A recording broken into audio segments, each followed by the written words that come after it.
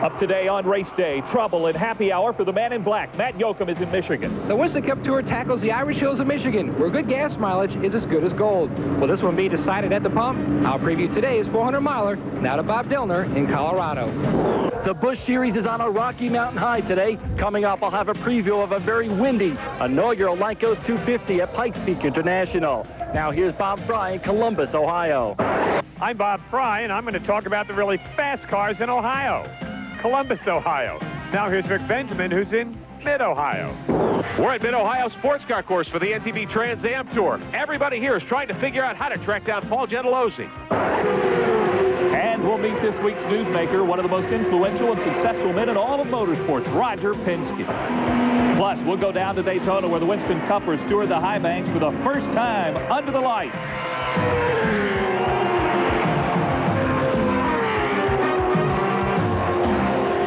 All that and more headed your way on race day, Sunday, June 14th, 1998. Hi, everybody. I'm Mike Hogwood, in for Rick Benjamin today, who is, you heard, is in Mid-Ohio for the NTV Trans Am Series. Now, we'll see that event this afternoon right here on TNN Motorsports, and we're going to hear from Rick in just a couple of minutes. Also today, the first of 2 trips by the Cup stars to Roger Penske's Showplace Speedway in the Irish Hills of Michigan. You remember last June? It was a very dramatic win for Ernie Irvan, returning to victory lane at the track that very nearly claimed his life just 3 years before. This year, Irvan and 42 others are back to try once again to get the win at the 2-mile D Oval. Now, race day's Matt Yoakum is there and has our preview. Matt, tell us a little bit about this excitement and happy hour yesterday. Well, Mike, on Friday, the big story was Ward Burton winning his season's first pole. But late Saturday afternoon, the headlines changed drastically. During happy hour, contact between Rusty Wallace and Dale Earnhardt sent the 7-time champ into the turn 2 wall. Once back in the garage, Earnhardt and Wallace had a heated exchange. In the end, the man in black still disappointed that his hard luck streak continues. Couldn't find you. We can get in and hit the wall down there. I'll take the blame for the whole deal. My car was really running strong. Dale was running strong. Came down the front straight, I got to the inside of him. I went down in turn 1 side by side with him, and simply the rear end just got off underneath me. I got the car loose, and when I got it loose, I got up into his left rear tire, and that was it. There's no nothing to it. We were racing, went down in the corner, and I got loose. This car ain't got that great a track record, but we've never ran it on a 2-mile track neither, so I think Bristol and Dover's the biggest tracks it's been on, so hopefully it'll be what we need. Maybe that's just what we need. One constant through the years at Michigan has been the need for good gas mileage. Pole sitter Ward Burton proved on Friday to have the fastest car, but does he have the mileage for victory lane? If it comes down to fuel mileage, we won't. I can probably pretty honestly say that. Not to be negative, there's a couple of Fords that just can go probably 10 or 12 miles further than we can. This season, the gas miser, Jack Roush, has set the benchmark for fuel conservation. Mark Martin won California with a total package. On the 2-mile oval, the entire Roush fraternity hazes the competition. Today, Martin starts 7th, hunting 2 in a row. Valvoline team's pumped up, man. They don't know we can't do it, so we're going to go out there and proceed on like we're going to, and we'll see how it turns out. In '98, the Penske tandem has struggled with gas mileage. Jeremy Mayfield and Rusty Wallace start 15th and 3rd. Both sit 1-2 in points and still hunt their season's first victories. Anywhere we win right now would be extremely big, but to win here, at Michigan Rogers track would be phenomenal. The first win here at this track here at Michigan, it'd be super, and that's something that we really want to do. Chasing the fuel-saving Fords is Jeff Gordon, who starts 4th. Gordon has never won at Michigan, but has finished 2nd 3 times, while dark horse Kevin LePage starts a career-best 5th, headlining a stellar list of contenders. It's going to be tough to do. There's some cars that are running real well, but we qualified up front, and hopefully we can keep it up front. That's the whole part of the game here at Michigan, and we've been working on our fuel mileage, so if it comes down to that, hopefully we have a better shot at that. Fuel mileage not being something we've had a lot of in the past, or any of in the past, but we have found something that helps us there, and so we come into this race knowing that more times than not, fuel mileage comes into play in the race at Michigan, so we feel awful good. Starting here 5th at Michigan, and look at the guys behind us, and we almost got the pole. We weren't that far off, so it's just a testimony what kind of race team Joe Bach has built. 400 miles, a little bit shorter race. Have to go a little bit harder. Can't wait quite as long. Gas mileage will be a factor. Pretty much the same scenario we had in California. The sentimental favorite in Michigan is Ernie Irvan. Since his comeback in 1996, Irvan has an average finish of 3.5 at Michigan. Today, the defending winner starts 32nd. It didn't qualify all that good, but I think we've really got a handle on it a lot better since qualifying. And, you know, I mean, all we can do is just hope and just, you know, cross all of our T's and dot all of our I's. One other note, during practice on Friday, John Andretti had one of the fastest cars until he crashed. Andretti was forced to qualify his backup car 33rd. This weekend marks the King's 24th anniversary of his last victory in this event at Michigan. Mike? Okay, Matt, what about Earnhardt? How does he look now for today's race? Well, Mike, he was forced to go to a backup car. And since the crash happened so late in practice, the team was not able to get the backup car ready in time to turn any kind of laps in happy hour. The bigger problem could be the fact that since they had the crew chief swap midweek, this car was accidentally left on the truck after Richmond. It's the Richmond backup car, so this car came to Michigan with brakes and tailpipes better suited for Richmond. So this morning, the 31 Lowe's team on the plane brought up tailpipes and rotors and brakes that are better suited for this speedway, but still, the man in black is going to have a long day before the start of the green. Remember, he'll have to roll back and start shotgun on the field. Mike? All right, thanks a lot, Matt. We'll hear from you again later in the show. Well, 47 cars were at the Michigan Speedway trying for those 43 starting positions. Among those going home, a guy who has had more than his share of disappointments in qualifying, Todd Bodine. For the 7th time this season, the Tabasco Pontiac will not be around for the drop of the green on Sunday.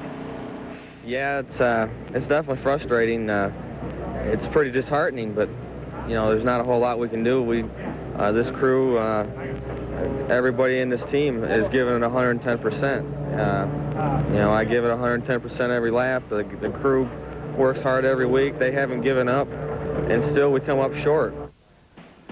Joining Bodine on the highway home, Dave Marcus, who has missed 9 races. Derek Cope, somewhat of a surprise, and Tony Raines, who is now 0 for 3. Well, NASCAR's other headline series, the Busch Grand National Tour, making its first visit this weekend to a beautiful new racetrack, Pikes Peak International Raceway, hosting the Lycos.com 250. Now, one of the brightest stars on the Busch Series is the main attraction. Race Day's Bob Dillner is in Colorado. He's been there for a couple of days. And Bob Dillner tells us now that this is going to be a great day. Right, Bob? Mike, you're right. Matt Kenseth is one of the hottest drivers on the circuit this year. He won his first race in only his 24th career start earlier this season at Rockingham. But he hadn't won a pole until this weekend. And today he leads the field to the green during the inaugural Busch event at Pikes Peak. I thought we really had a legitimate shot at Dover and just barely got beat there. And they've been giving me cars I can qualify a little bit better. It took us a long time to figure out things we need to get qualified good. So I'm really happy about being on the pole, but the race is the most important thing, so hopefully we can win that race. The only other driver with enough ponies to match Kenseth's 26-second lap was Joe Bessie. He'll line up on the outside pole today. Strong runs by Jeff Crow and Dale Earnhardt Jr. put them solidly up front in the Lycos 250. And how about Ron Hornaday, subbing for Robert Presley, who is in Michigan with the Cup crowd. He tested here in a truck earlier this week, and today he starts 3rd. NASCAR's done something great again where they've gained an open test day here for the Busch Series, and everybody got going pretty good. So, I mean, we just got a good lucky lap and trying to make the car run on long runs. You know, tires are going to be a factor coming to the race, so we just see if we can keep this Monte Carlo up front all day. It's incredible being here. It reminds me a lot of Vegas and Homestead. Real wide corners, and I adapted really good to Vegas and Homestead. So it's turned out to be a good weekend so far, and hopefully we can do the same thing in a race, stay up front and stay out of problems. We've had a great car all weekend. We struggled a little bit there early, but just getting used to the new Pikes Peak International Raceway. So it's been a lot of fun, you know, and the people here have been great, and they got a great racetrack, and we look forward to coming back here in years to come. We really struggled a little bit early this year in qualifying, and it cost us. Seemed to really have the qualifying straightened out, and just trying to get the race package finished up. Bessie has actually started on the front row for 2 of the last 3 inaugural races, but he wasn't the best of the Busch bunch on new tracks in '97. Todd Bodine held that honor, but current series point leader Mike McLaughlin was just behind with an average 10th place finish. Tony Stewart starts 11th in today's race. But last year's IRL winner at Pikes Peak and the champ, Randy LaJoie, missed yesterday's happy hour when they made a beeline for the airport and then the IROC race at Michigan. It keeps us from getting the work done that we really need to get done. I mean, there's going to be a lot of cars on the track, and this afternoon the temperature's going to be up, where this morning it was fairly cool, so it's going to hurt us. It's quite windy today. I mean, the wind is kind of upsetting the race cars a little bit. Anytime, 74 Phoenix Chevrolets on a racetrack, we should have a shot at winning, and I would hope we could break into victory lane here at Pikes Peak. Sure would be nice. Now, coming into this weekend, the only driver with Busch experience on this track was Elliott Sadler, but he's been on and off all weekend, and he lines up 18th today. Mike? Bob, Colorado Springs about 6,000 feet above sea level. What kind of impact is that? The elevation hasn't been much of a problem, although engine builders tell me it's knocked about 10 horsepower from these cars. But what is a problem is the wind. And also, take a look at these tires. There is a concern today. This came off of Matt Kentz's car in practice after just about 40 laps, and you can see it's really worn. So NASCAR will be keeping a close eye on the situation today, and they'll do what they have to during the race. Mike? All right, Bob. Now we're going to see if 3 sets of tires allowed by NASCAR will be enough for those Busch teams today. Well, still to come here on race day, Bob Fry will be along in a moment. He'll update us on the NHRA race in Columbus, Ohio. Rains interrupted the qualifying schedule there. And just up the road in Mid-Ohio, it's been a wet weekend for the Trans Am stars. Rick Benjamin will be there, and we'll be talking about a change in Childress racing. That's all coming up as TNN RaceDay rolls on. Race Day is brought to you by Mopar, Chrysler Corporation Parts, and the Chrysler, Plymouth, Dodge, Jeep, and Eagle dealers who sell and install them.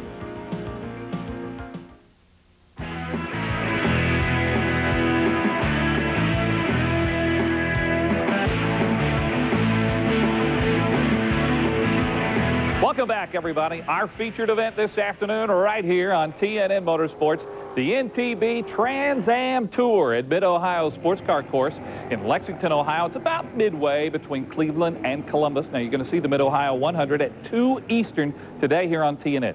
Let's head to the Buckeye State now, where our Rick Benjamin is set to call the action.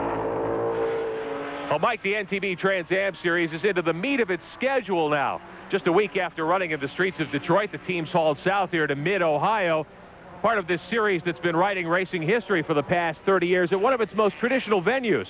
The weather has been very iffy all weekend long. Trans Am qualifying was supposed to happen at midday Saturday. It was washed out. The team's trying to qualify later on in the day. Now, with this being a year of transition for the Trans Am Tour, there are no past Mid-Ohio winners in the field. But there are a few drivers on hand this weekend who have won at this racetrack. We asked them what you need to do to find success when you come to Mid-Ohio. Mid-Ohio, you've got to be tidy and neat, and you can't, there's a very fine line. You can't be over-aggressive, but you've just got to find that right balance between aggression and smoothness. And it tests everything. It's got enough high-speed straightaway. It's got some hard braking. It's got high-speed, low-speed, elevation change. It's pretty much, you don't have to be great in any one area. You got to be good in all of them. Well, this is the handling track. Of all the racetracks in America, of all the conventional road courses, Watkins Glen, Elkhart Lake, Mossport, Mid-Ohio, this is the one that focuses on the driver the most.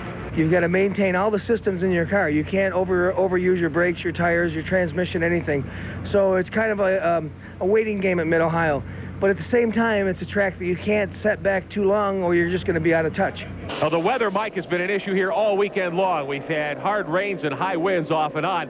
Trans Am qualifying was supposed to be at midday Saturday. It was postponed until later in the day because the weather was so bad.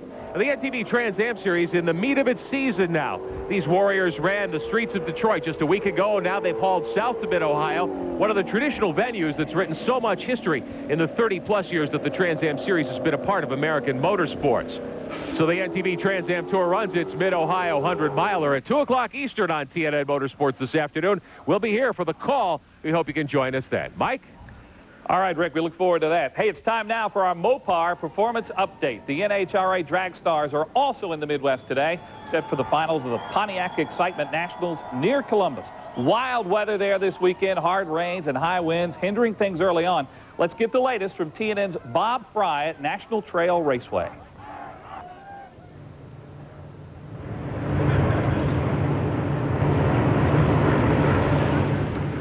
Okay, well, we'll try to get by to Bob Fry in a moment. But first, let's look at the top qualifiers in each of the 3 pro categories there in Ohio today. Kurt Johnson in Pro Stock, Cruz Pedregon in the funny cars, Joe Amato in Top Fuel. And again, we'll try to hear from Bob Fry in just a few moments. Plenty more to come here on Race Day. You remember Richard Childress shook things up this week. He switched crew chiefs on the Dale Earnhardt and Mike Skinner teams. Been a long season for the 2 Childress Chevys. It's one of those deals that if you keep going and going down the same road, you're never going to see new scenery. It's time for us to do something different.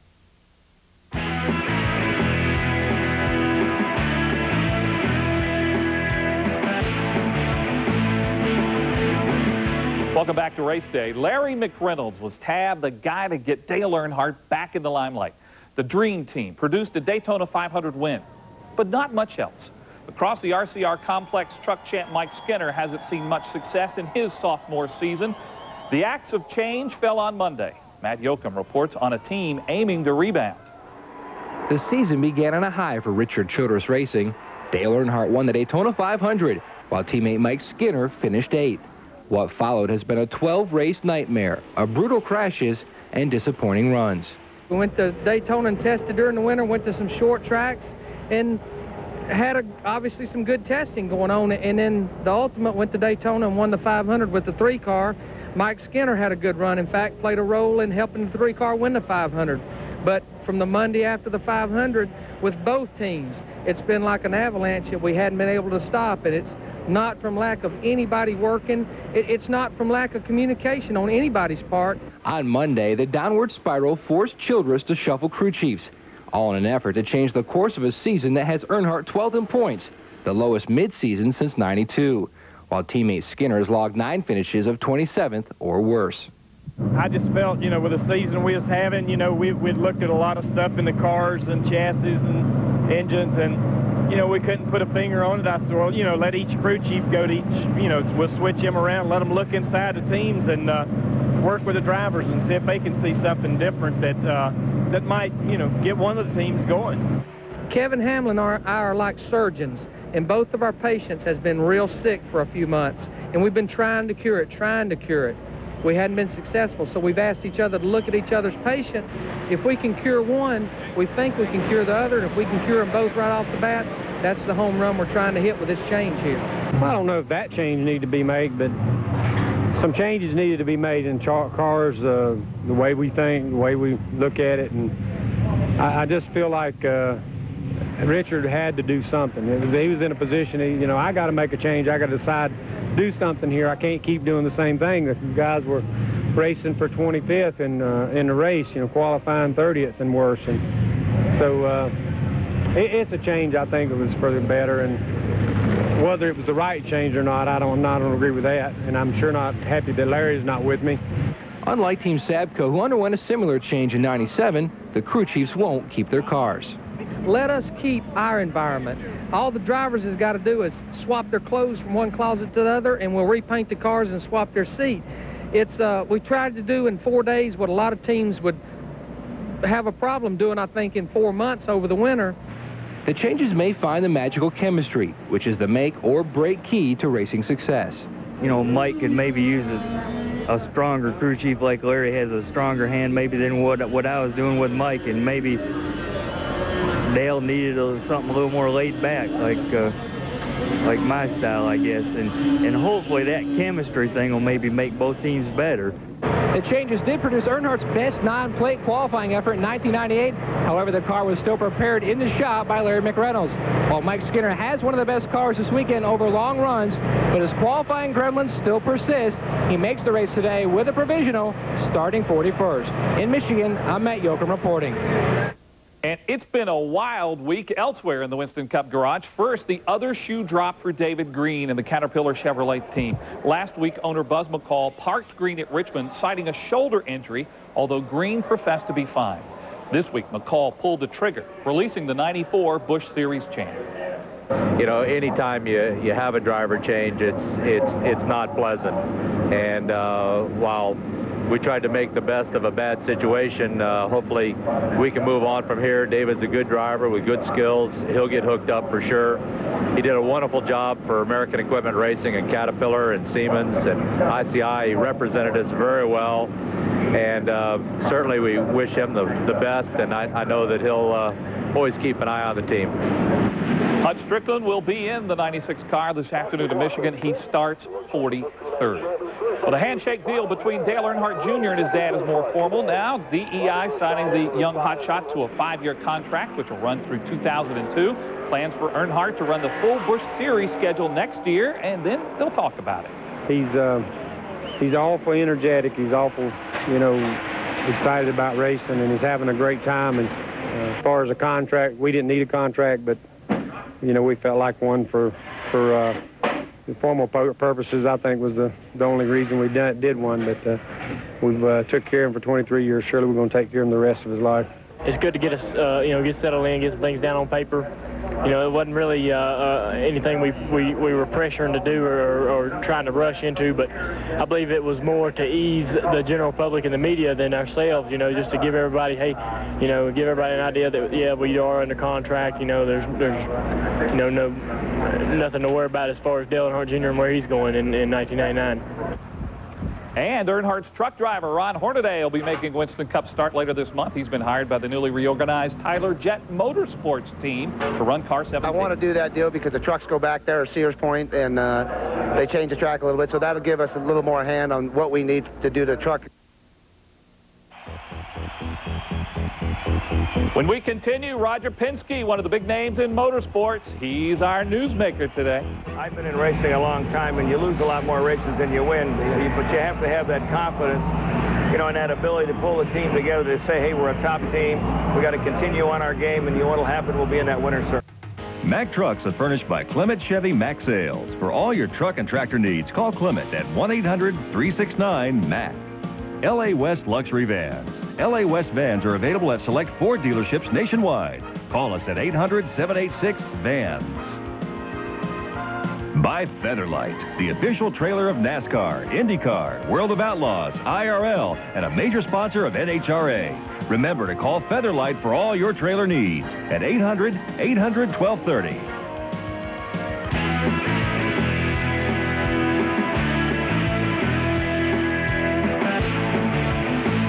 The influence of one man on the sport of auto racing can certainly be felt this weekend. The Winston Cup circuit is visiting his track in Michigan. His two Cup drivers are on top of the point chase. And there's plenty of talk today around the Pikes Peak Busch event about his proposed track in nearby Denver. And to top it off, his kart drivers, Al Unser Jr. and Andre Ribeiro, are preparing for next week's event in Portland, Oregon. Our Bob Dillner sits down with the captain. Roger Penske is our newsmaker of the week.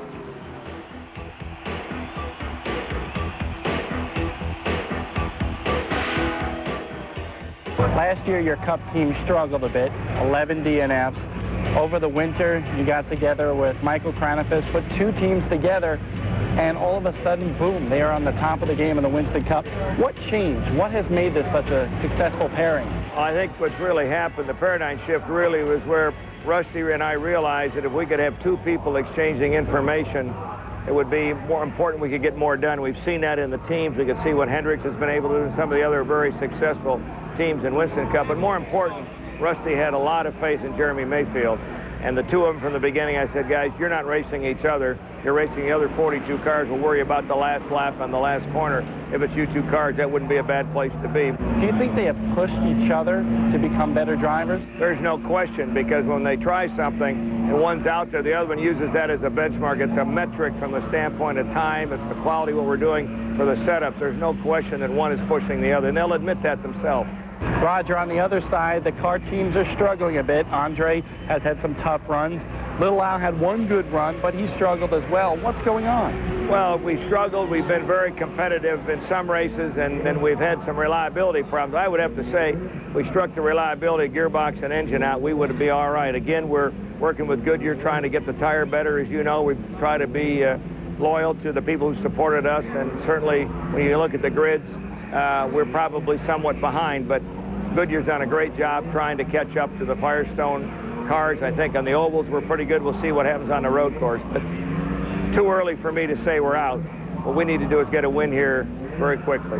During the winter, you developed a new chassis, the PC27. How is that chassis performing so far this year, and has that contributed to some of the struggle? Well, it's a new chassis, it's a new engine, and it's a new gearbox. I would say some of the reliability problems have shown that we can't get around the racetrack. That hasn't been a chassis problem. But when you can run out front like we did in Japan at St. Louis, we ran well in the first race, but again, those would be all excuses. At the particular time, we're not going to change chassis, that's for sure. And we think we've got a good piece. We just need some more work with it. Remember, we've got one team running 2 cars when there's 25 or 30 Reynards, so the information flow is certainly much faster. But again, that's the path we chose. We've got to deal with it. You have 99 kart Indy-type car wins. You haven't won in a year dating to this race here. How anxious are you to see one of these 2 cars back in victory lane? I guess I was like Earnhardt. You know, you're always waiting for that next win. You know, we know how to win. We haven't been able to put it together here so far this year, but I think we can knock on the door, and you're going to see that happen this year. I feel confident. You have a lot of tracks now, I think 5 in all. But you're looking at a site in Denver. How is that coming along? Well, Denver is certainly on the drawing board for us. We're going through some of the regulatory requirements today. We're looking at our construction partner right now, which we're dealing with, and I think that we'll have a pretty strong indication here in the next 90 days exactly what's going to happen in Denver. But we think it's a great market and certainly one everybody wants to race in. Tell me about where your expansion is headed. Of course, you're looking at Denver right now, but do you have your eye on any other markets? Well, I think right now we would look at the international market. I think we could look at maybe something in Europe where we could build an oval, taking our expertise, but at this particular time I'm not prepared to share that information because it would only be preliminary. Roger, earlier this spring, you and ISC got together and purchased the rest of the Homestead Motorsports complex, so it only seems natural that there be a cup date there. What can you tell us about that? We certainly have talked to NASCAR about a cup date, but I couldn't make any, I wouldn't speculate today that we'd have a date until they, announce their schedule for next year, but it's certainly a great track and a great market for everyone and their sponsors. What has to be done to Homestead to make it more attractive to have that cup date? Obviously, we'd have to put in 25 or 30,000 seats, add some more parking, but the basic infrastructure is there. It's a fantastic facility. California, any chance of that track getting 2 cup dates? Well, I guess we'd have to worry about getting a cup date at Homestead before we go to California. Right now, we're trying to build California 2 super event weekends, obviously, the kart weekend in the fall and the Winston Cup weekend in the spring, so we haven't really focused on a second date there at this point. Roger Penske, our newsmaker of the week. It's time for a break and time to remind you about TNN's website, country.com, your place for all things country and all things in motorsports. Our race day question: which driver has 7 wins at the Michigan Speedway, including 4 in a row? Find out at race stats at country.com.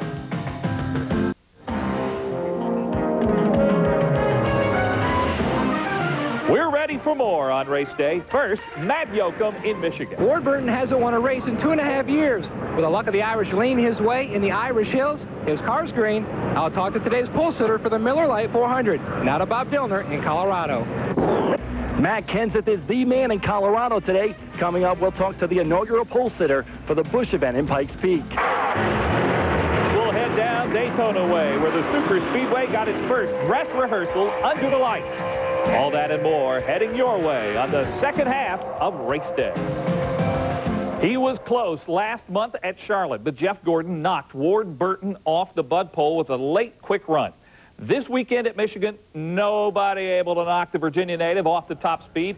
Our Matt Yoakum talked with the guy who will lead him to green in a short while in Michigan. Well, Mike, for the first time this season, Ward Burton will lead the field to green after a stellar lap in qualifying on Friday.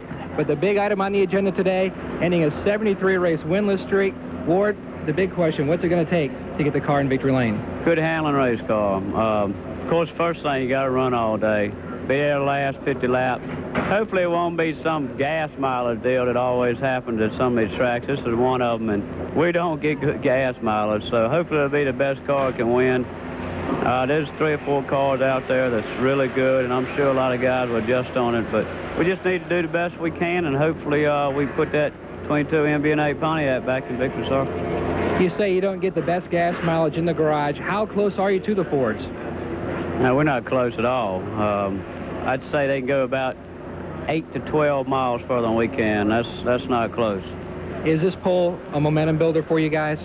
I tell you what, the guys have been doing such a good job for me qualifying this year. They got good qualifying motors.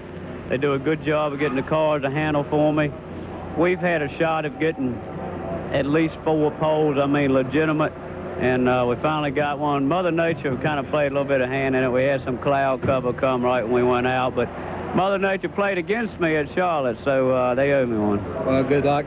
He's already won the pole in Michigan. Now he hopes for a little more luck in the Irish Hills, taking home the big jackpot that will come with a trip to Victory Lane, hopefully later today. Mike? All right, Matt, thanks a lot for talking with the pole sitter. Well, with NASCAR's Busch Series breaking new ground in the Rockies, new records are being set all weekend.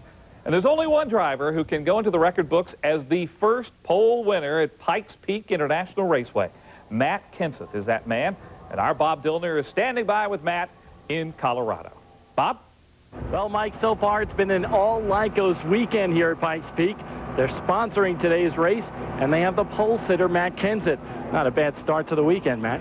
No, hopefully we can keep it that way and get that Lyco Chevrolet up in Victory Lane. Car's been pretty decent since we unloaded it. Had a really good qualifying setup. Race setup isn't too bad, but it's really hard to tell, what's going to happen here. Tires are falling off, pretty fast, and the times are slowing down a lot. So I feel like it's a pretty comfortable race setup right now, so we'll just have to see how it plays out. Tires are one concern. The win, as we see right here, maybe a couple drivers voicing some concerns about that as well. Yeah, I don't know. They must have a better feel than me, because honestly, I can't really notice it out here.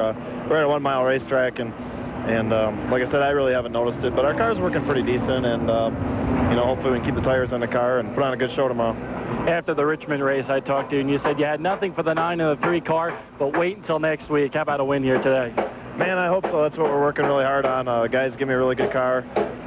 They give me really good pit stops all the time. We have the first pit stall this week, so I think we definitely have a good chance. I think our car is as good or better on a long run than anybody's right now. Well, Matt, good luck today. A couple weeks ago, Matt Kenseth was something like 100 points behind current point leader Mike McLaughlin. Now he's only 9, and he's hoping to take that point lead again today. Back to you, Mike. All right, thanks, Bob. We'll keep an eye on car 17 today. When we come back, the lights are spectacular at Daytona. We'll show you what happened at a test earlier this week. The drivers really love it. The speeds were fast, and oh, the view at Daytona is great. That means a lot. It's another opportunity to capitalize in the great sport of NASCAR and to make myself more popular and help the team and everybody. The IROC Series ran at Michigan this weekend. Once again, Cup Stars dominant. That story's coming up.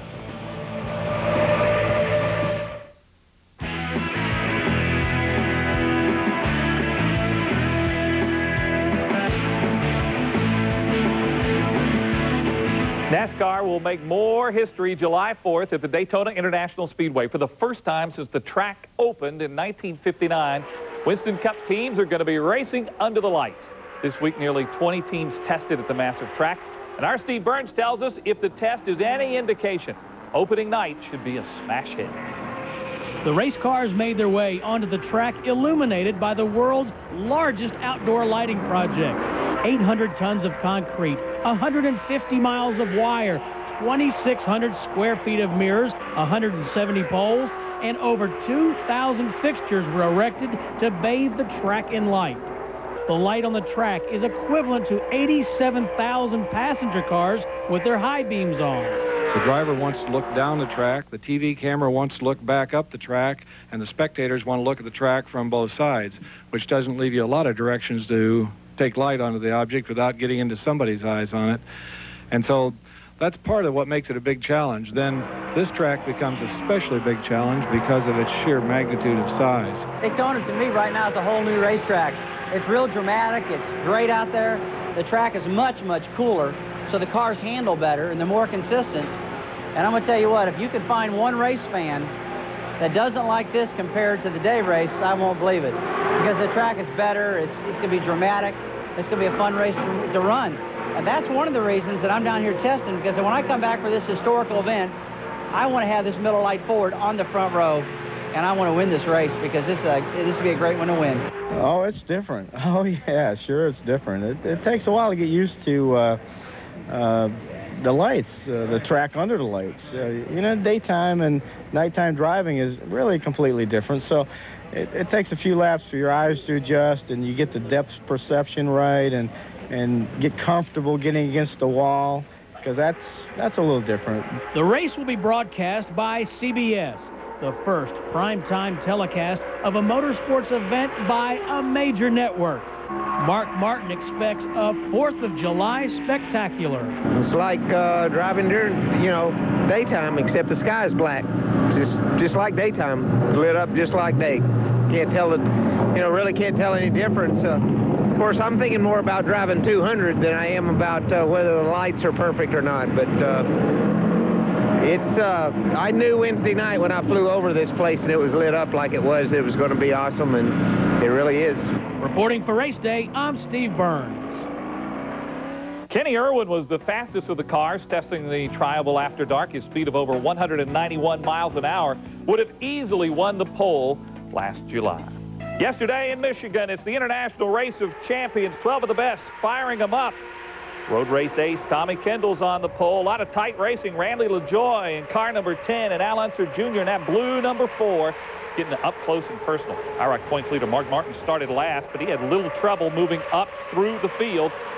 With 5 laps to go, it was Jeff Burton in the gold number 3 who was able to get around Kendall, and he cruised to his first career IROC victory. It means a lot because we've struggled this year. It's great to be part of an organization that's 8th in points and is considered to be struggling, so that's the positive, but we've struggled early in the year. Finally got our Busch win last week and then come here and win this race. And, I've said it, our best Winston Cup races are ahead of us. Martin went in second in points and now leads by 8 over Burton with 1 race to go in late July at the Brickyard. Tony Stewart came home 3rd ahead of Dale Earnhardt and Kendall. There's plenty more ahead on race day. Jimmy Kite has been one of the IRL's brightest stars, but the young Georgian's headed to stock cars now. We're going to have that story. Kite was in the ARCA race yesterday in Michigan. We'll tell you how he did and who finished up front. Lots more racing action coming on race day.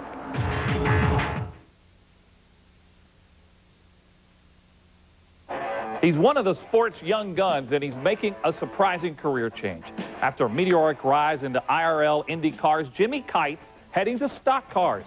Kite's team Scandia withdrawing from the IRL after the Indy 500 until they can find more sponsorship. Instead, his boss, Andy Evans, will move the young Georgian into ARCA and then Winston Cup, where Evans is Brett Bodine's partner. Now the always smiling Kite is excited about his shift to stock cars, but not shutting the door completely on an open-wheel career. I don't really know. I mean, it's hard to say right now. Luckily, Andy Evans has given me the opportunity to try the stock cars and see if that's somewhere we may look for the future. I'd like to run it. I mean, it's obvious how popular NASCAR is, and I'd like to do that. But the biggest problem is, do I have the ability to do it, or am I capable of it? And Kite in the ARCA cars racing yesterday in Michigan. Frank Kemmel was the winner over Andy Hillenberg, Finley, Gerhardt, and Cicchetti rounding out the top 5. Race day rolls on in a moment.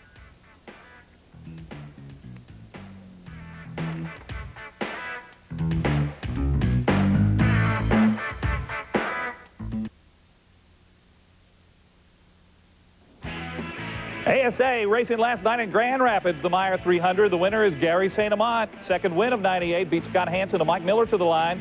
Lead changed 9 times in a 6-lap stretch late in the race. Rookie of the Year candidate Jimmy Johnson was 4th. And how about Adam Petty, a strong run? He came home 6th. Well, it's time to head to the Midwest, where the Dirt Merchants of the Pennzoil World of Outlaws series did battle at one of their top tracks, Eldora Speedway in Ohio. The salute to the fans off the start of the race. Trouble early. 3 cars are involved. A couple get upside down right here. Nobody's hurt. Tyler Walker was up front in the 35, but not for long. Watch Sammy Swindell swing that channel lock number 1 past him and into the lead. Steve Kinser in the green 11 made a challenge. He had a great pass here to sweep into 2nd place. But then the King of Outlaws challenges Swindell, but he's not strong enough to get by Sammy. Swindell would lead all 30 laps on his way to the checkered flag.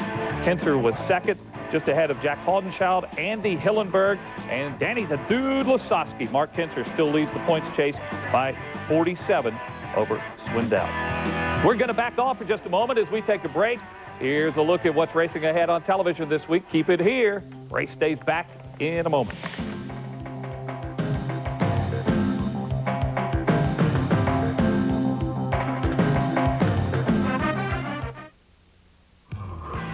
Time now to tell you about our Mopar Performer of the Week. Jeff Burton has not had near the success this season that he did a year ago, but in the last 2 weeks, the native of South Boston, Virginia, has started regaining his form.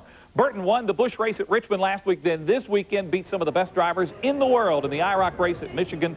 Burton has a smile on his face and a gleam in his eye. Visiting Victory Lane twice in 2 weeks will do that to you. Jeff Burton, winner of the IROC at Michigan, is our Mopar Performer of the Week. Well, before we leave you today, let's check with some of our race day reporters and get the latest buzz in the garage. Let's start with Matt Yoakum in Michigan. Matt, what's the buzz up in the Irish Hills?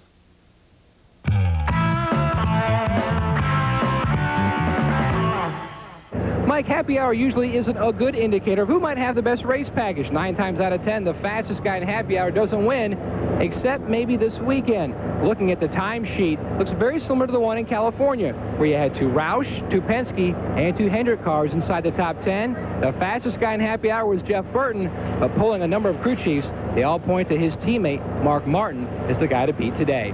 Now to Bob Dillner in Colorado. Matt, there are a handful of relief drivers today at Pikes Peak, including Stanton Barrett in the 40, Jimmy Kitchens replacing Jimmy Foster in the 50, and this guy right here, Curtis Markham, subbing for Dick Trickle. He qualified 9th. Curtis Markham will also drive for Dick Trickle in a couple of weeks at Watkins Glen. Ron Hornaday was also supposed to run that event for the 59 team, but he's got a conflict out in Sonoma. A driver will be named for that car on Monday. A bunch of the teams will be testing out at Watkins Glen this week, including Winston Cup star Ricky Craven. Well, the buzz in Mid-Ohio is not so much about the on-track action. It's about the off-track politics. You already have the USRRC and the Pro Sports Car Series, and now entrepreneur Don Panos wants to create an American Le Mans Series with ACO French rules. A lot of folks here are waiting to see whether that series will ever come to life in 1999. Mike? And that's all for Race Day. Rick will be back in our Race Day studios next week. We're on at a special time, 12 noon Eastern, as we lead up to TNN's coverage of the Winston Cup race at Pocono. So long, everybody. Race Day is brought to you by Mopar.